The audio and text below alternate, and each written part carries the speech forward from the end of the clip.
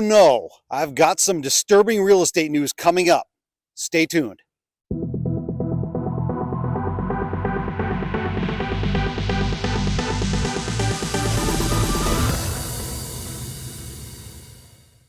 What's going on, my YouTube friends? This is Jerry Abbott, your #1 real estate resource here in Las Vegas. Got to have the shades on today, guys, because it's a beautiful 80-degree day here in Las Vegas. Hey, before we dive into the video, a couple of quick things. If this is your first time on the channel and you want to learn the cold, hard facts of the Las Vegas real estate market, then definitely subscribe down below. Number 2, make sure to give me a thumbs up like, guys. That would really help the channel out. And number 3, if you guys are thinking about relocating to beautiful Las Vegas, whether it's next month or next year, I've got your back. I'm a local real estate agent here. I've lived here for nearly 20 years. I know every inch of this city. Just call, text, or email me anytime when that time is right for you, and I'd be happy to help you find that perfect dream home.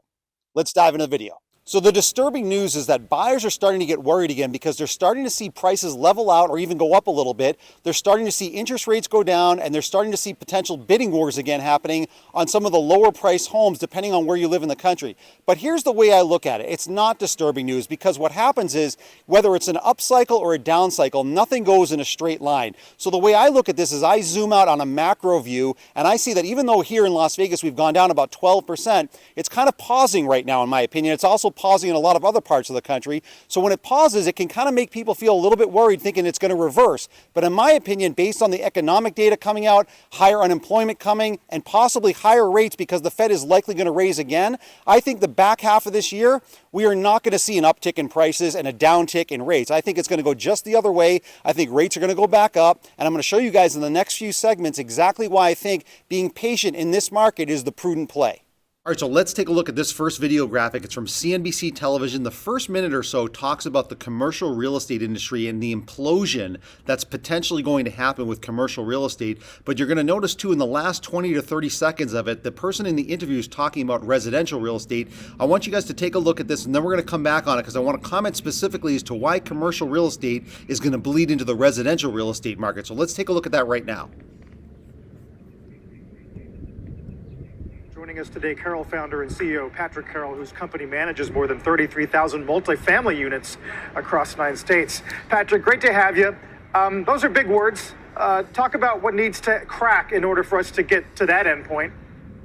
Unfortunately, in this situation we're in, things have to bottom out, and they haven't bottomed out yet. I was just reading there's $1.5 trillion of debt maturing on commercial real estate, and then by 2025.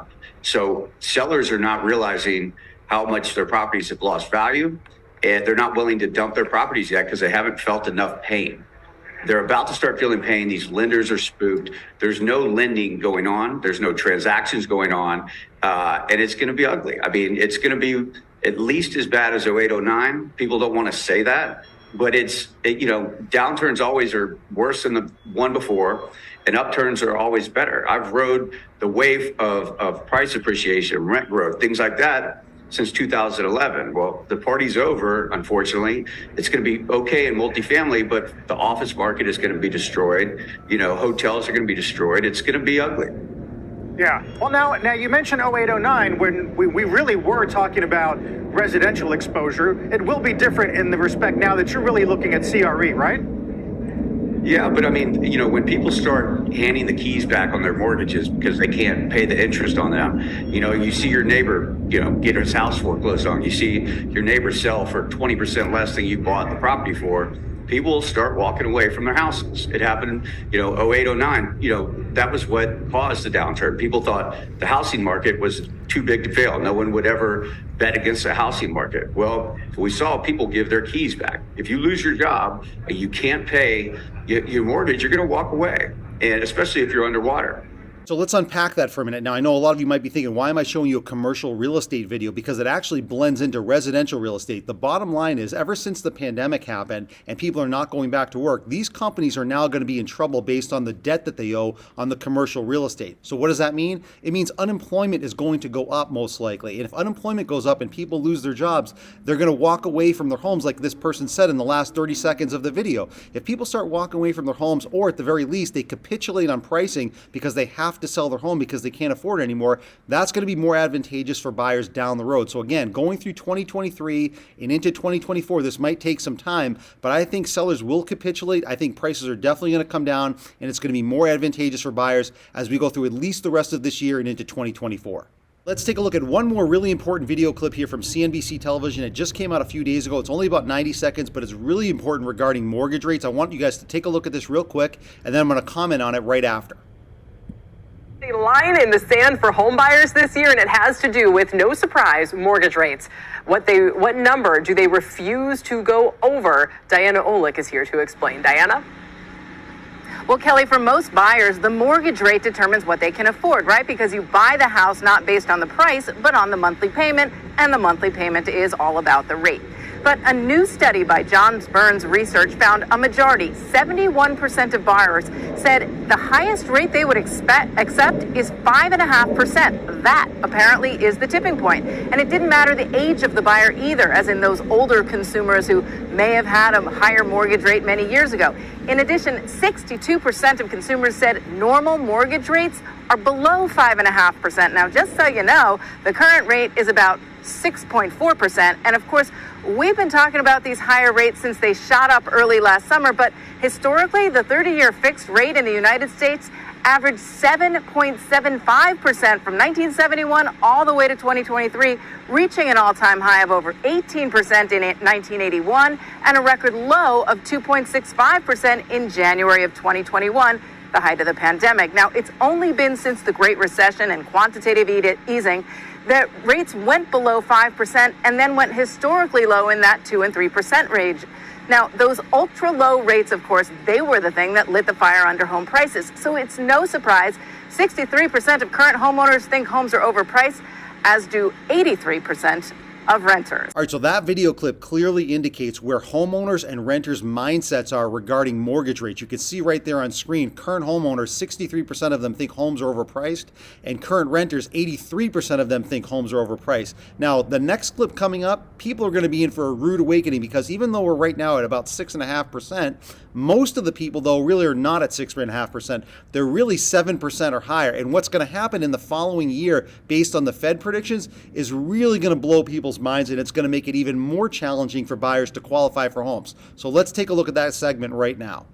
All right, so let's take a look at this article that just came out a couple of weeks ago from money.com. The headline says it all. Americans predict mortgage rates will top 8% next year. Now let's scroll down here. I want to show you two specific bullet points right here where they're talking about the rate predictions here for mortgages and rents. The first one talks about how they expect rent costs to go up 8% in the next year. The second bullet point expects that Americans took a survey and said that they think the 30-year fixed rate is going to go to 8.5%. The Fed has also said that. So here's the thing. This is where it's a no-win situation in the real estate market right now.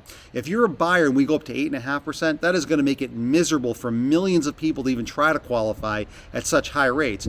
On the other side, sellers are going to be forced to capitulate on prices because prices are most likely going to come down. They're going to lose home equity value. So sellers are not going to be happy about that because prices are going to come down, and buyers are certainly not going to be happy because even though prices are coming down, mortgage rates are going up, making mortgage payments very unaffordable. All right, so let's drill down specifically into my neck of the woods here in Las Vegas. Now, what I do is I look at the macro view of the overall real estate market, not the micro view. A lot of people will tell you here that the real estate prices have stabilized, which they have the last few months because rates have come down just a little bit. But if you take a look at more of a macro view, take a look at that headline. It says Greater Las Vegas home prices dipped 7.6% annually in March. So a year ago, if we take a look at this first paragraph, home prices right now, the average home price, the median home price in Vegas is $425,000. A year ago, it was $460,000, so that's a 7.6% drop.